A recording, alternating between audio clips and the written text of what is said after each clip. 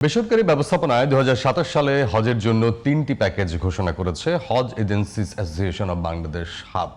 বুধবার সকালে রাজধানীর বিজয়নগরের একটি হোটেলে আয়োজিত সংবাদ সম্মেলনে হাবের মহাসচিব ফরিদ আহমেদ মজুমদার প্যাকেজগুলোর ঘোষণা দেন। তিনি জানান, গত বছরের তুলনায় এবারের প্যাকেজ সুবিধা বেশি এবং তুলনামূলক বিমান ভাড়া কম। এ সময় হাবের সভাপতি সৈয়দ গোলাম সরওয়ার বক্তব্য রাখেন। বিস্তারিত জান্নাতুল ফেরদৌসী রিপোর্টে।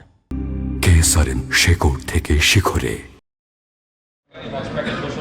বেসরকারি ব্যবস্থাপনায় এবার খাওয়া ও কুরবানি সহ 3টি হজ প্যাকেজ নির্ধারণ করেছে হাব। এর মধ্যে সর্বোচ্চ প্যাকেজের খরচ রাখা হয়েছে 7,91,060 টাকা এবং সর্বনিম্ন প্যাকেজের খরচ 5,13,445 টাকা। সকালে অনুষ্ঠিত এক সংবাদ সম্মেলনে হাব জানায়, 3টি প্যাকেজের মধ্যে বিশেষ প্যাকেজ 7,91,060 টাকা, সাধারণ প্যাকেজ 5,95,000 টাকা ও সাশ্রয়ী প্যাকেজ 5,13,545 টাকা নির্ধারণ করা হয়েছে।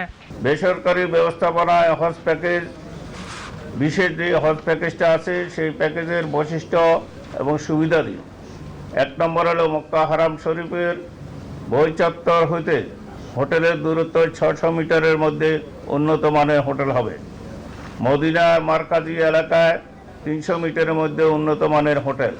গত বছর বিশেষ হজ প্যাকেজের খরচ ছিল 7,50,000 টাকা, সাধারণ প্যাকেজের খরচ 5,23,000 টাকা এবং সাশ্রয়ী প্যাকেজের খরচ 5,10,000 টাকা।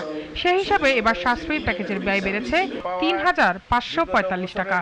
এদিকে সাধারণ প্যাকেজের ব্যয় 5,50,000 টাকা নির্ধারণ করা হয়েছে, যা গত বছরের তুলনায় 27,000 টাকা বেশি। এছাড়া বিশেষ হজ প্যাকেজে ব্যয় বেড়েছে 41,060 টাকা। সৌদি আরবে সেই রকম ডি ক্যাটাগরি সার্ভিসটা তারা প্রত্যাহার করেছে, আমাদেরকে সি ক্যাটাগরি সার্ভিস নিতে হবে। এই সার্ভিসের মূল্যটা অনেক বেশি।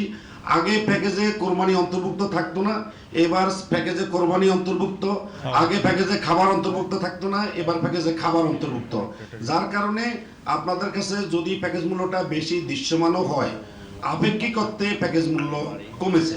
এবারের হজে বাড়তি বিমান ভাড়া রাখার বিষয়ে মহাসচিব বলেন, ডলার মূল্য বৃদ্ধি সহ নানা কারণে বিমান ভাড়া কিছুটা বাড়তি রাখা হচ্ছে। 2023 সালে হঠাৎ করে বিমান ভাড়াটা 1,40,000 থেকে 2 লাখ টাকা উন্নীত হয়। 24 সালে এই ধারাটা অব্যাহত থাকে। আমরা 25 সালে দায়িত্ব নেওয়ার পর থেকে বিমান ভাড়াটা পর্যায়ক্রমে কমতে থাকে। একই প্রোডাক্ট, একই জিনিস আপনি 2 লক্ষ টাকা বিক্রি করেছেন, তখন ডলার মূল্য ছিল 100 টাকা। এখন ডলার মূল্য 125 টাকা। এই প্রোডাক্টের দাম হওয়ার কথা 2,50,000 টাকা। আমরা সেটিকে কমিয়ে আনতে আনতে এখন 1,30,000 টাকা এনেছি। জান্নাতুল ফেরদৌসী, জিটিভি নিউজ, ঢাকা।